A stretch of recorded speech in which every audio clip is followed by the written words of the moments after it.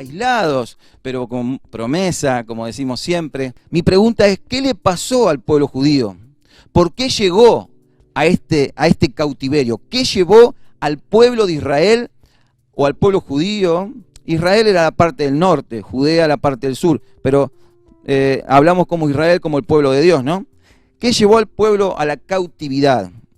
Y acá encuentro en Nehemías 1:6 un versículo donde encontramos la oración de Nehemías. Una vez que recibe la noticia, se pone enseguida a orar, se pone enseguida a ayunar y se pone enseguida a dejar la carga a Dios. Creo que todos tendríamos que tener este ejemplo. Cada vez que atravesamos tiempos duros, difíciles, lo primero que tenemos que hacer es dejarle la causa a Dios. Orar, ayunar y dejarle la causa a Dios. Mire lo que dice Nehemías 1:6. Esté ahora atento tu oído y abierto tus ojos para oír la oración de tu siervo, que hago ahora delante de ti, día y noche, por los hijos de Israel, tus siervos, y confieso, y escuche bien, y confieso los pecados de los hijos de Israel que hemos cometido contra ti. Sí, yo y la casa de mi padre hemos pecado. ¿Qué dice Nehemías? Reconoce la santidad de Dios. Lo primero que hace Nehemías es reconocer el pecado del pueblo y de su familia también. Reconoce que delante de Dios habían pecado. Y esto es humildad. Esto es la razón por la cual Israel, los judíos, habían pasado tiempos de cautiverio. Jeremías 2:13 dice, porque dos males ha hecho mi pueblo. Me dejaron a mí fuente de agua viva y cavaron para sí cisternas rotas que no retienen agua. ¿Qué lo llevó a Israel a estar en cautiverio? ¿Cuál fue la causa del exilio? Fueron que abandonaron a Dios. Abandonaron a Dios, fuente de agua de vida, que les daba todo, lo suficiente, todo lo que ellos podían tener venía de Dios. Sin embargo, dejaron a Dios para adorar a otros dioses. Quizás en tu vida llegó la ruina, llegó el exilio, llegó el cautiverio.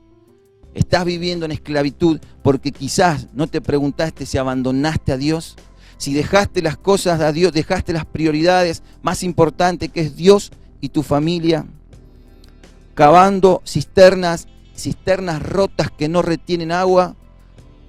Puede ser un trabajo, puede ser un auto, puede ser cosas materiales. Abandonaste a Dios por un médico, por pastillas, por un psicólogo. Cuando Dios tiene la ayuda para vos, cuando Dios tiene lo suficiente para que seas feliz, es tiempo de recapacitar, es tiempo de volver a entender que Dios quiere ocupar un primer lugar en tu vida. De eso se trata el mensaje de hoy.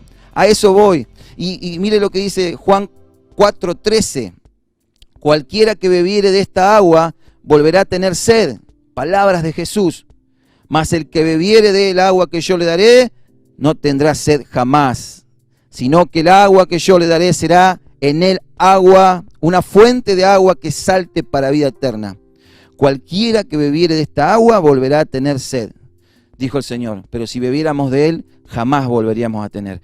Gloria a Dios, Jesús es el agua de vida. Jesús es quien nos da el agua de vida. Entonces, ¿qué es lo que llevó al pueblo al cautiverio? Abandonaron a Dios. Pero esto no sucedió de un día para el otro. Esto sucedió en tiempos desde siempre, desde que el pueblo de Dios fue sacado de Egipto. Israel, una de las cosas que hacía era involucrarse con otros pueblos, se relacionaba con otras culturas, se casaban con las mujeres de otros pueblos, con los hombres. Atravesaron barreras que no debían atravesar cuando Dios le dijo, yo seré su Dios y ustedes serán mi pueblo, y debían apartarse. Entonces Dios lo llamó a ser santo a ese pueblo, y el pueblo una y otra vez se involucraba, se mezclaba con otras cosas. La mezcla no es buena. La mezcla no es buena. ¿Pensabas que iba a hablar de alguna bebida? No. La mezcla tenía que ver con que el pueblo de Dios una y otra vez era seducido por costumbres, por cosas, tradiciones de otras cosas. Y siempre dejaban a Dios de lado. Entonces acá está el meollo. ¿Por qué razón entonces Nehemías tenía que ir a Jerusalén y quería reconstruir las murallas? ¿Qué simbolizaban, qué tipificaban esas murallas para Israel, para los judíos? Los muros simbolizaban poder y paz. Poder, paz, seguridad, protección. Cuando las murallas tipificaban eso, significaría que el pueblo de Dios no podía pasar a otros pueblos. O sea, podía ser resguardado de otra forma. Las murallas debían ser construidas. Cuando Nehemías llega a Jerusalén, se encuentra un pueblo desprotegido, sin líder, sin nadie que los guiara, socialmente desorganizado. No había una organización espiritual tampoco, aunque ya habían construido el templo. Nehemías no solo tenía la intención de ir a reconstruir los muros, también reconstruir la parte espiritual. Entonces, de eso se trataba. Reconstruir los muros era para que el pueblo no se traspasara para otros lugares.